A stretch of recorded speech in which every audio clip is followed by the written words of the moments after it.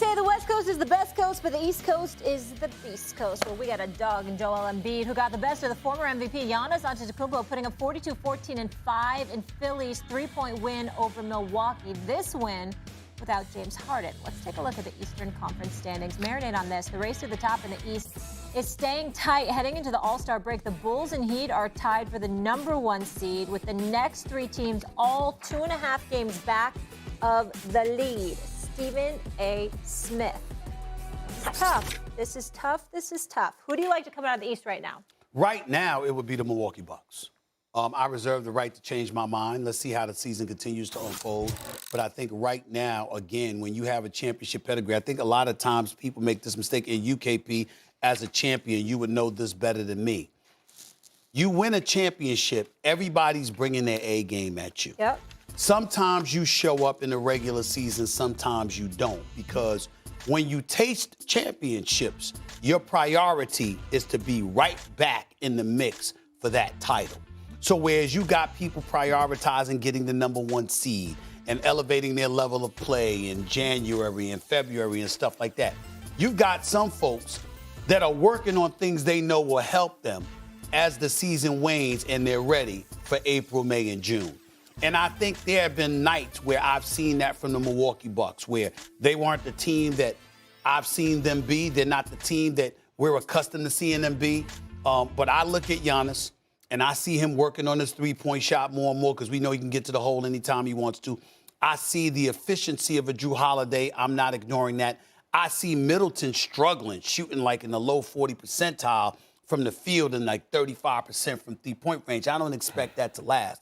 I see those kind of things taking place, and it allows me to say, if I had to bet my money right now, all right, and I'm not doing that because I still believe in Brooklyn, but I'm looking at Milwaukee right now, and I'm saying they're not the team to sleep on, because the biggest reason I feel so high on them is because I've seen not just what I talked about, but I've also seen Bobby Portis step up as well. And that's why I will go with Milwaukee for the time being, understanding that Philly, Brooklyn, and Miami are no joke, KP. You know what? It's hard. And for the first time, like, we could take 5, maybe 6 teams and really make valid points on why they could come out the East and not be wrong. But I'm going with the 76ers, and let me tell you why. One reason is this team that a few years back was in the Eastern Conference Finals and was Kawhi Leonard's shot that hit the rim 8 times away from actually advancing. Okay, that's that part. The growth of Joel Embiid and his skill set is the second part.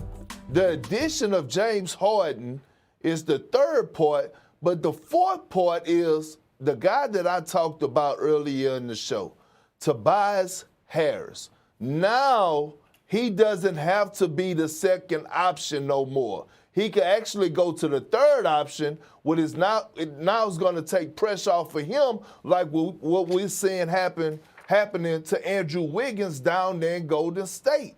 Well, he don't have to worry about being the #1 or #2. He could play freely and have a guy that's not the best defender guarding him and be able to go out there and flourish well in his role. So when I look at this 76ers team, who is only 3 games out of the first spot, and James Harden haven't even touched the floor with the emergence of Tyrese Maxey, I'm looking at them and I'm like, hold on. When it comes down to it, a guy that is capable of averaging 40 to 45 points in a series like Joel Embiid, able to take you home, no other guy except for Kevin Durant, in my eyes, is capable of doing what Joel Embiid is doing right now on the offensive side. So when you have this much offensive firepower, I'm rolling with Philly. And I haven't even seen them with Harden yet. Well, I will say this. When you look at Milwaukee, they do defend. And, you know, particularly when you get Lopez back, you're going to have some big. You're going to have some. Well, listen, they've struggled this year. Like I said, I understand that. But they've stepped up when it counts. And they've got some big bodies that you're going to have to deal with. And again, and that is what I think, and I want to throw this out there because I don't think people think about this enough. A lot of times we're thinking about a team over the course of 48 minutes. Well, KP, when teams are tight, when they've got talent and they're relatively equal with one another, then what you have to anticipate is I don't judge it according to 48 minutes. I judge it what in key moments, who can do what? Who can do what on both ends of the floor to deliver the goods? I remember when I picked Brooklyn to win Game 5, lose Game 6, and then come back, I thought they would win Game 7. But I looked at Giannis, and I said, it's Game 5, Kyrie's down, James Harden's down. I said, KD dropping 50. 50.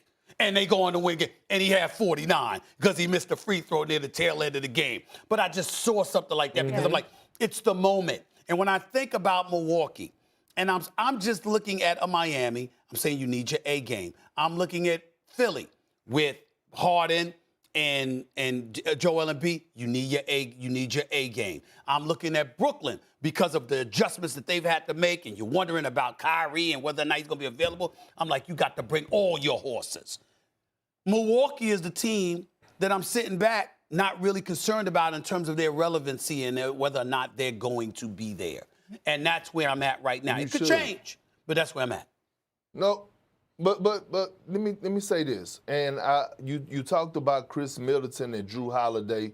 Congratulations to them both, NBA champions, won the Olympic gold, all that. That comes into play as well. Okay. And you see a lot of guys that sit out and that have those extended playoff runs, and they say, you know what, man, I decided not to go to the Olympics this year. You know why? Because they want to give their body rest. When you have to play for that extended period of time, it's a reason why Chris Middleton is struggling. And I'm a Chris Middleton fan. It's because, hey, that fatigue kicks in. That fatigue kicks in. But when we talk about closers, real quick, Stephen A., again, I'm going to remind you, the same trust that we all have in Kevin Durant is the same trust we need to have in Joel Embiid, because they both are on the same level offensively right now. And you got my Twitter post I edited you at, and you ignored me like I didn't send it to you. I edited you a video, and I need you to go check it out. A little, and that's how you know he's lying. I didn't see it. I've been very busy. No, I don't believe it. I know well, when his go lip back and starts to look. curl, it's lying.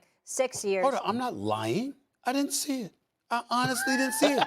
If I saw it, I would have responded, thank you very much. You're going to get on national television and say I'm lying. It looked like you were lying. Rude, Molly. That's very rude. That's very rude. You started to make the face. I mean, that's not very nice. That's not very nice. I am not lying. I did not see Kendrick Perkins. Okay, then I want you to respond to it right now in this commercial break. Why? Still to come on for here. I do, Molly. And look, I listened to him on Countdown, going on a rant about his New York Knicks. I just finished watching him on the Get Up, going on a rant about the New York Knicks. Here's the fact of the matter, Stephen A. No one thought the Knicks were going to be good this year except for you and the Knicks fans. Listen, let me tell you why. Everybody got all hyped up when y'all got Evan Fournier and Kemba Walker. Do you know why Boston let them walk? Because they had front row seats of watching them play. We all know that Kemba Walker knees can't hold up the entire season. We all know that Evan Fournier shot almost 13 to 20% last year in the playoffs for the Boston Celtics. I don't know why y'all got excited. I don't know why y'all didn't realize the Eastern Conference got better, but no one expected or had high hopes for the New York Knicks this year except for you, Spike Lee, Fat Joe, and everybody else around New York. No one else around the country had hopes for the New York Knicks. So I don't know why you going on this rant like y'all had high expectations to move forward to the playoffs. Would you like to retort, or do you want to just move on here? He's supposed to be my brother. Yeah. He's supposed to be my brother. You know, and this is what he does. I will say this, though, because I don't have much of a comeback from that other than to say this. Okay. They weren't supposed to regress to this point. They might have went home in the first round again, but they weren't supposed to regress to this point. The fact of the matter is the New York Knicks have been the biggest disappointment for me for this entire season. You got a coach ain't on the same page as management. You got the coach being stubborn and DNP and the dude in Cam Reddish when you got a one-legged point guard